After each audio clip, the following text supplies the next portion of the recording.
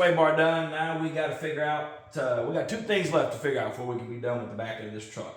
We got bump stops, which I think I got a plan for that, and shocks. Got to put shocks on it for 2 reasons. 1, because it helps it ride a little nicer, and 2, because my shocks will also double as like a limiting strap, because I would never want the weight of the axle, link arms, and everything to just hang on those bags. That's just a dumb idea, and I think so I don't have to explain why. So I can use the shocks as kind of a limiting strap. That way when I jack it up, that thing will stop when they kind of run out of travel. So basically I've jacked up and down a couple of times, and what I'm looking for is 7 inches of travel. I went down to Advanced Auto Parts, and we hunted through a bunch of different shocks until we found what I was looking for, which was essentially a shock that has eyelets on either end and has at least 7 inches of travel. That way I can set it up. I found one, I think it wound up with like 8.5 inches of travel. I ain't worried about that. As long as I got 7 out, I can just set it up where it has a maximum of 7 inches of outward travel, and I'm good to go. So in order to do that, to make shocks, now I was always going to tie the 2 frame rails together, because obviously you've got all the way the suspension pushing on the outside of these rails. So, you know, naturally, because of leverage, they would want to try to turn in. Now this frame is really, really strong. It's robust. I don't think it would move, but there's no point in just going on I don't think when you can make it where it definitely won't. And 2, I need some word of mouth shocks anyway, so it's going to come in real handy. So I had this left over. These are the drops from where I cut my link arms for the front. This is the 1.5 inch 250 wall DOM tubing. I did go ahead and measure it. Now you can see that I cleaned the etch primer off the insides of the C-notch. I've measured it. I did go ahead and cut them, so they kind of, I'm going to have to tap them into place here where I think I want them. So we'll get them tapped now. And my plan.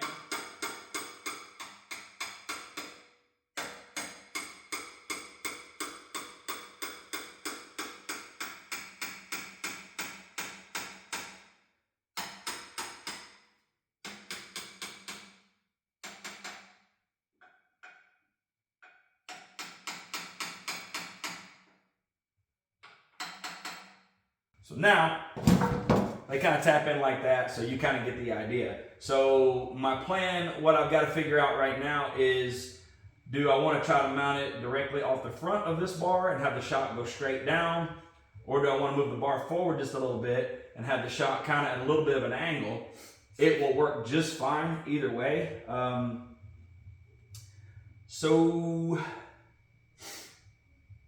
Let's just grab the shock, kind of stick it over here and see what we got going on. So we got this guy right here.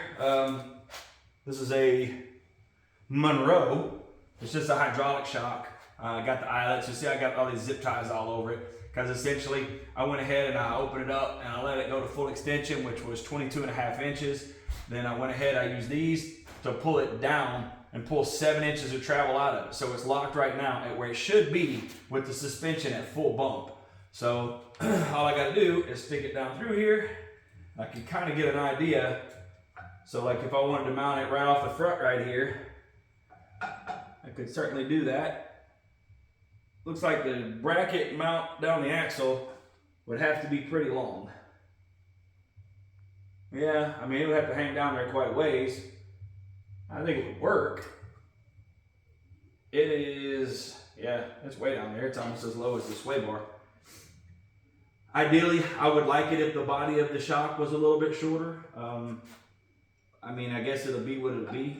The only other thing I might be able to do would be maybe if I move this bar forward enough so that I could put the shock at an angle and have it go down, I might be able to gain just a little bit of height there. Let's see.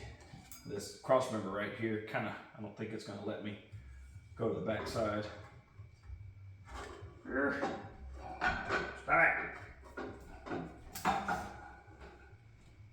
Yeah. I wouldn't gain, I guess I could probably gain 1.5 inches if I came all the way to the top. Yeah, because that's how big this is. So I could come right off the back and that would probably work. So I'll tell you what we can do. can knock this forward just enough, and we can see.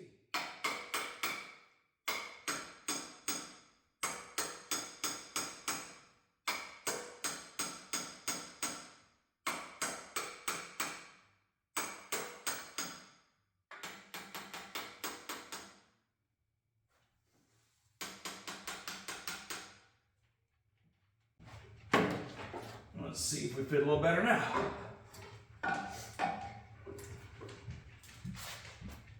Well, that would actually work. I could make some little tabs that come right off the back right here. And I could just extend me some tabs down. It's a little tight, but I think it'll fit. It would work. Now what I might need to do is on this top, I hope you can see it, I don't know if you can. So we got this top cross member right here. This cross member right here, I may have to cut a little notch in it right here just to clear the body of that shock so it has room to move. But I actually kind of like that, maybe going to the back and then going down. I think that'll work quite well actually. So I'm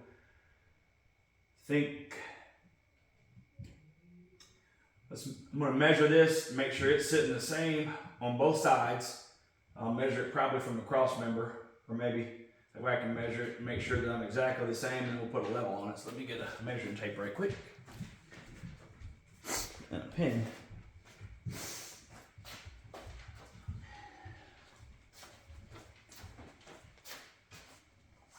All right, so let's see what we're looking like here.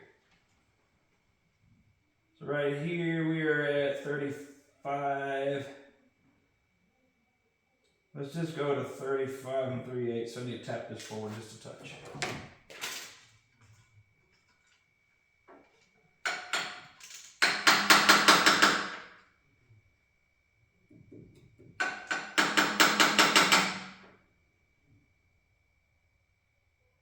And 35 and 5/8, my bad.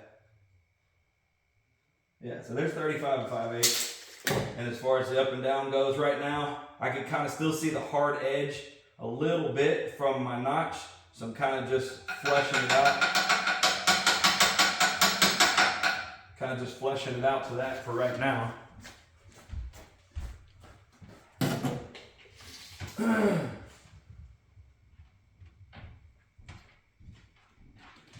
forward a little bit over here.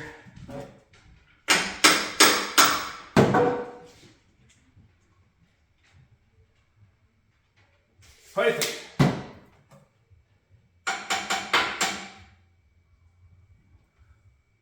All right, let me get me a level right quick. This will work.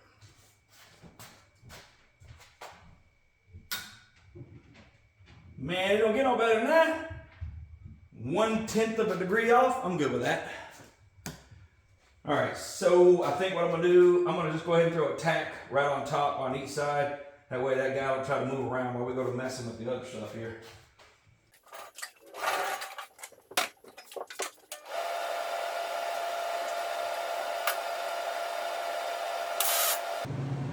For those of you wondering what I'm doing, if you didn't figure that out automatically, I'm covering the top ball on my hind joint there. I don't want to get a little piece of spatter down on that ball. I mean, I guess really I could grab a welding blanket and put over it, but I'm just putting a tack, so.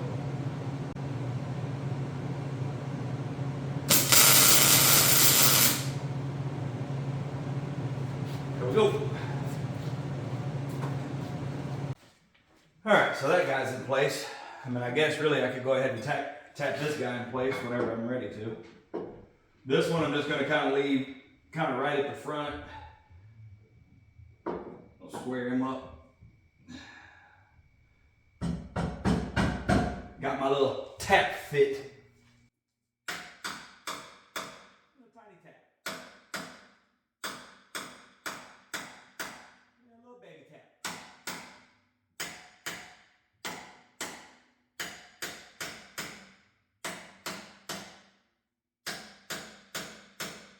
Now look at that. I mean, like it's made for it.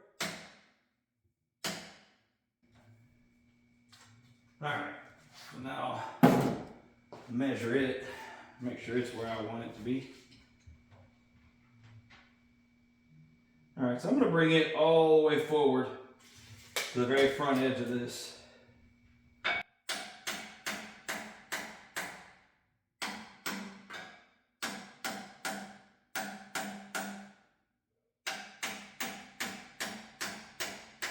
gonna leave myself just enough room to stick a weld and work it around the front of this joker. Pretty much dead on 24 inches.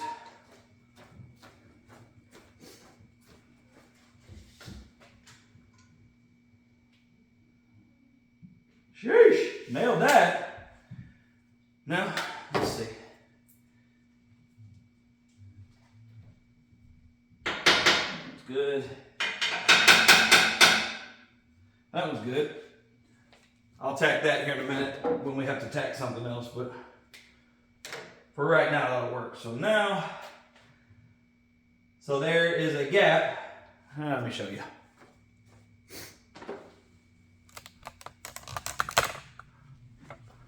All right, so kind of see what we're working with here.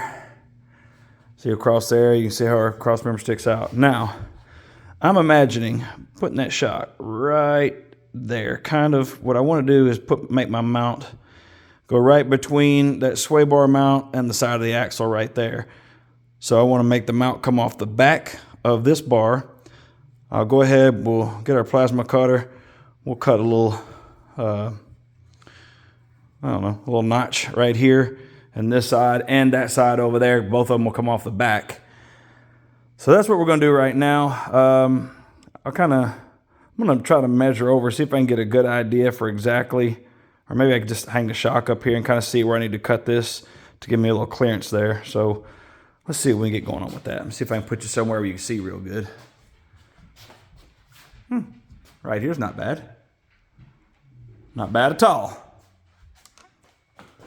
So, you see the body of the top of the shock is a little bit larger than the bottom. So let's see. Basically, I'm going to kind of use this tube at the top right here. That looks pretty good. I kind of like that right there. So, right now, if I'm dangling that down through there, it is perfectly right between that little gap. So, yeah. I like that.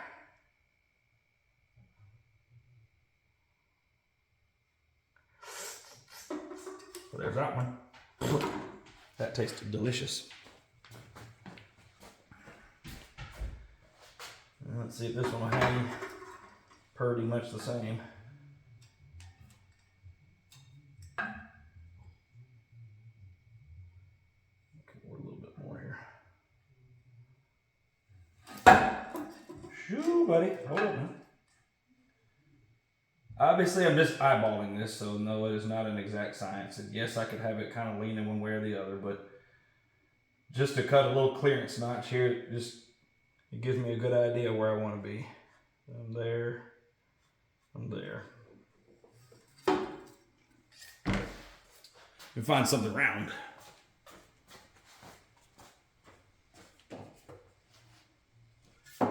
The old can of PB Blaster. Should work nicely. Oh yeah, I like that.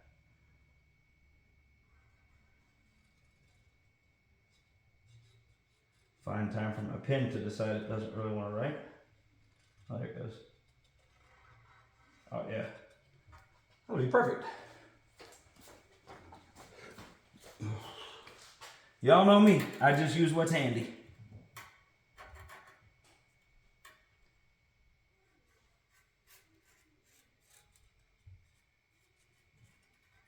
Alright, that ought to give us nice clearance.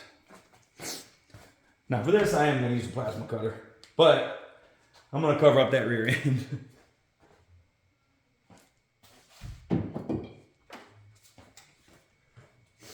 I ain't trying to block plasma cutter sparks with my bare hand.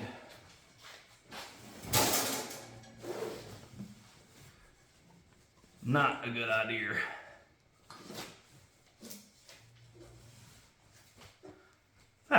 There now. Let's fire up this fire axe.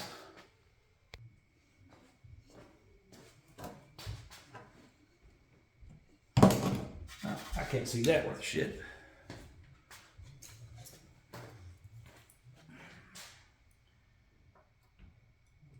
I mean, I'm just freehanding it anyway, so it ain't like it's gonna come out perfect, but I mean, I gotta at least try, right?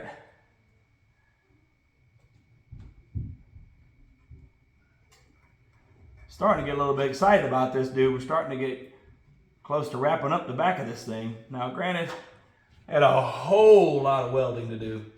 Man, I got a lot of welding to do. And then a lot of cleaning and painting, but by the time we get to that, shoot, we've been on the back nine.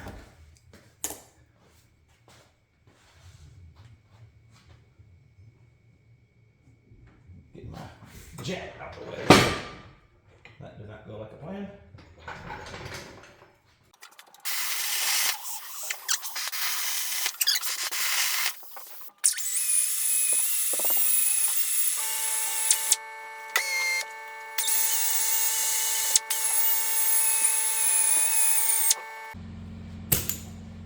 Good with that.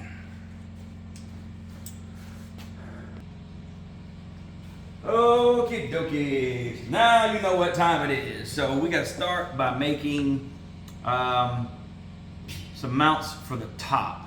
Now, I think I'm going to keep it pretty simple. Just kind of a triangular shaped mount. Like I had even toyed with maybe using these tombstones that I made because I had them left over. I don't know, that might work. Actually, yeah, they will work. So what I might just do, what do they measure? Where's my tape?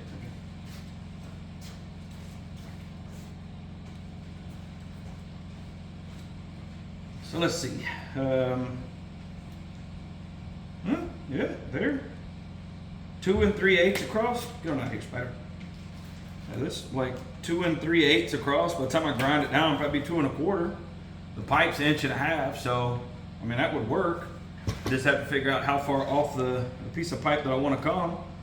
Cut it down. So actually I think I'm going to do that. So I'm going to start by, see this raggedy looking thing right here. So I'm going to go ahead and grab a grinder and start grinding till the cows come home. And I'm going to make these two look a little bit nicer. So we got to grind them and get them both to a shape that I'm happy with. Center punch and go ahead and put a hole in the center, which I believe these take a 1/2 inch bolt. That's not even a 1/2 inch. I think it is 7/16 bolt. So got to drill a 7/16 hole there. So we'll do that first. We'll get them ground down, get the hole punched in them, and then start kind of getting an idea for how far off that piece of that bar we need them to come. So yay, fun part, a lot of grinding.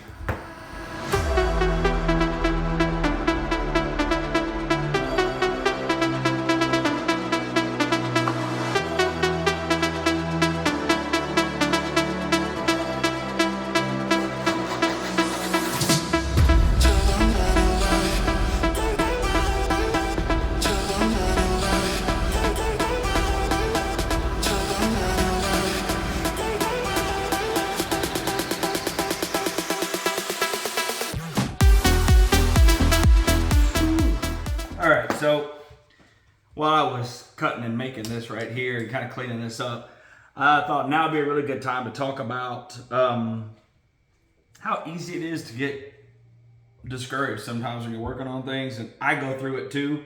I would imagine anybody who builds a big project at home on the side, you know, after their full-time job and everything goes through it. Like as of right now, I just looked at the time on the camera. I'm time-lapsing this for the sake of the episode, but as of right now, this piece is not done. I got just a couple of minutes of work just to clean it up. It's not done. This video is 47 minutes long. So 47 minutes to make 2 shock tabs, okay? 47 minutes, and it's not done. So call it 55 minutes, the time it's all done and cleaned up and ready to kind of move to the next phase. So you tie up basically an hour in making these 2 tabs. Oftentimes, I might not have in the evening when I get off from work an hour and a half total to work on this truck. So it's easy to get discouraged when you spend your whole night working and you get this made. And oh yeah, guess what? We gotta make 2 more of these for the other shock. And that's not counting the bottom mounts. This is just for the top mounts. So, and honestly, this one was even a little bit quicker because I already had these tombstones cut. Now, they are made out of 3/8 inch material, which is way overkill to mount a shock, but I already had them cut, and for the sake of not wasting the steel and saving a little time, because steel is very expensive, we're just gonna go ahead and use them. But when you get caught up in this types of stuff on these projects, it's important to just remember you keep chipping away at it. My neighbor, when I was building my house, he said to me one day, when we were talking about, he didn't know how I did it and all this kind of stuff, we were doing it by myself and everything. And I said, well, I mean, you can't just look at it as a whole house. You look at it as one little thing at a time. And he just looked straight at me and goes, how do you eat a dinosaur? I was like, what? He said, how do you eat a dinosaur? I was like, yeah, I'm not really in the habit of eating dinosaurs. Not sure about that. And he said, 1 bite at a time. Man, that has stuck with me. He said that to me almost 10 years ago now. And that has really stuck with me because that is how you build a house. That is how you build a car. That is how you build a custom suspension. That is how you build anything. You can't look at the project as a whole because it'll be overwhelming.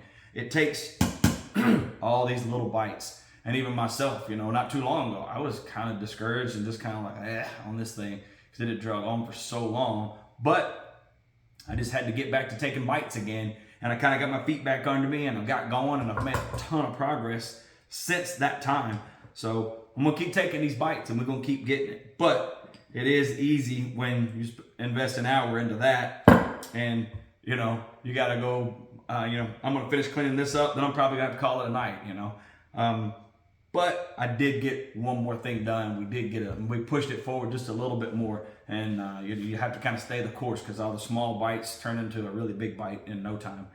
And this too, like I'm looking past the camera right now and I'm looking at the back end of this truck and I'm just like, oh man, that looks dope. All of that fabrication, everything that's done. And it just took me just pushing myself to get down here and just keep getting through it. So enough of the self-help for a moment. I did feel like acknowledging that for a minute though, because I know that it does happen. Burnout is a real thing. So I'm gonna clean these up now with my flat disc. We'll get one step closer to another bite.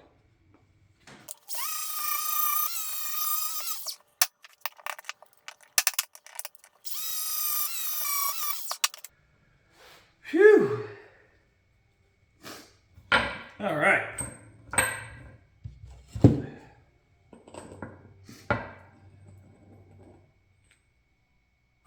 Right on.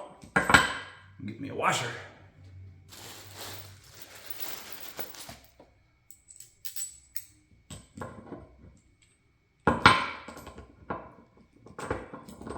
Yep, that bad boy's hot.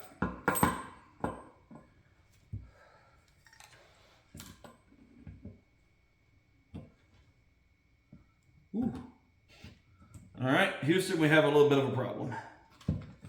All right, so I don't know if you can see that right there, but my goal with mounting this was, it's hot, I can't touch it right now, to have the bracket coming out just like that and holding the shock on. Well, it's too wide from the center of the hole to right here because it's hitting the body of the shock. So I'm going to have to definitely take me a little off here. Let's see. All right, there. So let's see what that amounts to. Yet again, adding to that hour, aren't I? Not helping myself at all. I had a square. This will probably work. Man, it's all this little stuff like this that just winds up just eating up so much time. And it is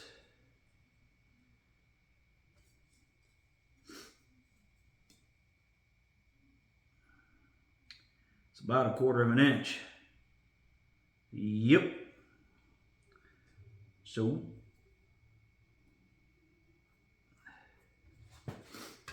take 1/4 inch. Really, I could actually just take 1/4 inch to probably right here. So I get more area to weld the wider that I leave it down here.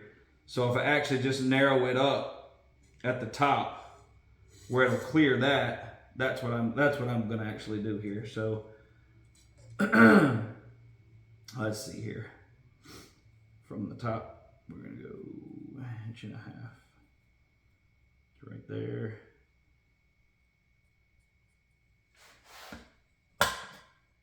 And you saw me earlier write down on this box all the little measurements that I'm making. That way when I make the next set, I can make sure and, you know, match them up evenly.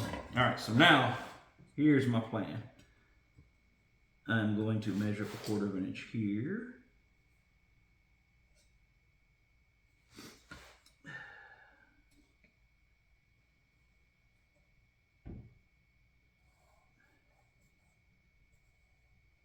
So we're going to do that. And then I will just extend that all the way out to there. Thusly, do the same thing on this side. Come in there.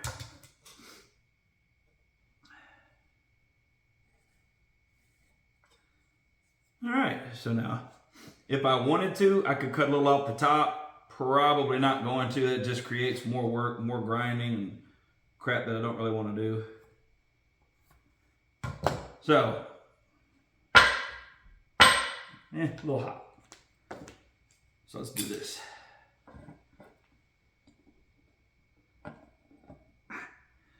So there now, you can kind of see it. I'm gonna come here, then straight here, here, and straight here. That way it gives me lots of area to weld it right there. Everything should all be good. So what I'll do is I'll go ahead and I'll measure both of these out, and I'll cut them with a plasma cutter, clean them up with a grinder, yay. And these two will be done, and then I'll be able to just trace these onto the other ones and just cut them out in one shot. So I'm not gonna make you watch me do that. You just watch me do a whole lot of grinding and stuff, but this is probably going to add at least another 45 minutes. Maybe not that much. 30 minutes to these two at the very least. So, man, we just gotta keep pushing. Phew. All right, so after a nice little while, we got these fine looking deals right here. Now, I did go ahead and, remember, I just kind of eyeballed these with a can of paint, and I just kind of stuck them up on there. They don't really fit good to the 1.5 inch tubing, which, I mean, I knew they kind of wouldn't. That's why I left kind of some meat on there for adjustment. So what I actually did was I went and dug up a cut-off piece that I had of that piece of tubing that's up there. And I came down about 5/8 of an inch from the hole. No particular size is how I arrived at 5/8. I set it up there, it looked right. So at 5/8, I went ahead, I marked it like that. So I've got these two marked, so I'm gonna go ahead and mark these other two right quick, and then basically I'm just gonna run over here to the plasma cutter and kind of lop that off of there. So we'll come down 5/8 right there. And 5/8 right there. Like I said, no exact science here. So basically I'm just gonna stick this guy up here, and I'm gonna look at how much material is left on either side and kind of try to split the difference there. Yeah, I think that'll be just fine. And wrap it around like that.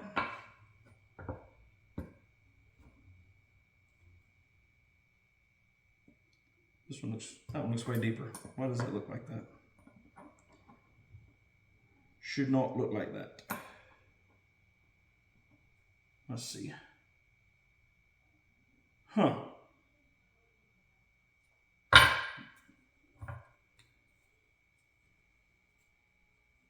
Well, that's quite weird. So I went back and I made me some little cardboard cutouts of it. So apparently maybe I should use the cardboard cutout. And just kind of,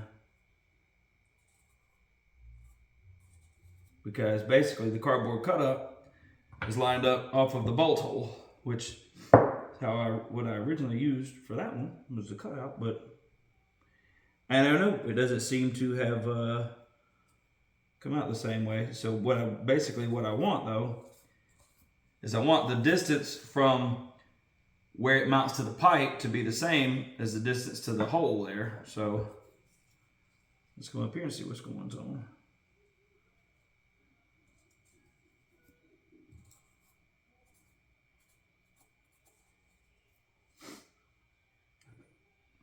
Okay. So I'm not sure what happened there, but whenever I did it on the cardboard, something worked out a little bit different. I'm not sure what, but at least we've got the same template on every one of them. Holly, I like this one better. Yeah. So at least I've got the same template on every one of them. I'm gonna go lop these off with a plasma cutter right quick, and I'll probably just kind of do a little quick cleanup with a grinder, and then we'll come back and we're gonna stick these dudes up there, and maybe we'll get them tacked in place. That'd be kind of cool. So I'm gonna go chop these off right quick. Right back. Whoa. All right. So after all afternoon of making these 4 stupid little brackets and getting them all worked in there, I'm finally at the point now of setting them up here and hopefully tacking them in place. So you can see right here and here, I did go ahead and measure down on the axle where the gap is between the sway bar mount and the end of the axle housing, and mark that here and here. Then I marked the dead center in between them. Same on this side, marked it, and then the center in between. I've measured the full width of this, marked the dead center on the shock here where it goes. So now my plan is to stick this guy down in here and hopefully use this quick grip and kind of clamp it in place. Of course that hit me in the face. These quick grips like to make me look bad, don't they? So we're gonna roll this dude up here and hopefully get enough clamping force on it that'll hold it in place without it rolling around. Fits the tube nice. Yeah, it's sitting up there pretty good right now actually. So what I'm gonna do is I'm gonna try to roll it up here and kind of eyeball it flat with the top of the C notch here.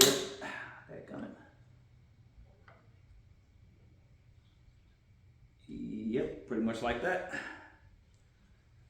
Now, hopefully I'm still dead center, and I am not.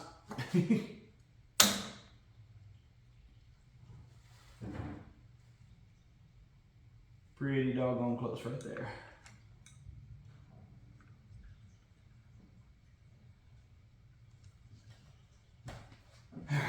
Back to here. I like that.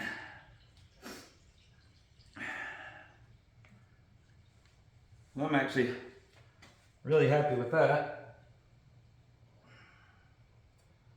The little notch I made right here is kind of off a bit, but I eyeballed that. I can always make that just a little bit bigger. So let's take a look here. See, yeah, it looks like my shock is pretty much dead on balls where I want it to be. I'm real happy with that. All right, so I think what I want to do now, I need to find a way to, I guess, measure across here. Well, that ain't gonna work. So essentially, I've got to find a way to locate, I need to locate where the center of the shock is in space, because I did make these brackets by hand, so they're not perfect. So what I'm gonna go and do, I'm gonna kind of eyeball this one to the top of the notch right here. I'm gonna go on and tack it in place. Then I'm just gonna kind of set up the other one. I'm gonna tack it in place so it holds firm. Then I'll figure out how I wanna measure it. Then I'll jump to the other side and I'll basically just match it up. I like where it is right now. Should be good. I can definitely, by the time I roll it over, I think it won't be too difficult to make a mount to mount the bottom. So I'm gonna sting this guy right quick and then formulate a plan for the other side.